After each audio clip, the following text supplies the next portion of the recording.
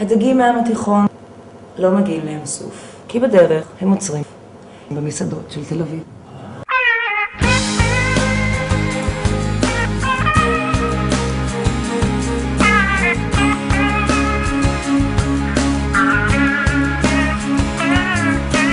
יש לי חברה שקוראים לה איילת, היא חיילת בחיל השריון, היא באה אליי כל סוף שבוע ונשארת עד יום ראשון.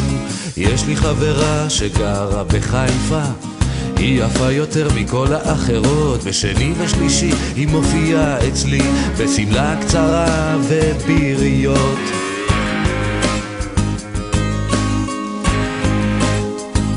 הכרתי בחורות מסין ומרוקו, הכרתי מכל העולם, אבל מכולן אני אוהב את זאת שאוהבת בזמן.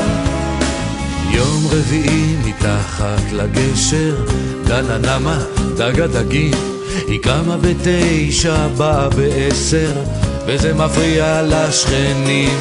יום חמישי הוא יום חופשי לי, יש לי כמה עניינים לסדר, לפני שחגית תדפוק בדלת וגם אחותה תבוא לבקר.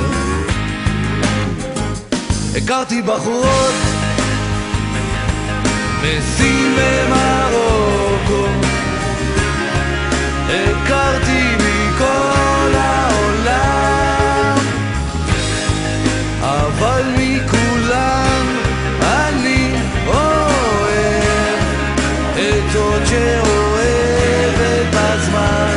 הכרתי בחורות מסין ומרוקו, הכרתי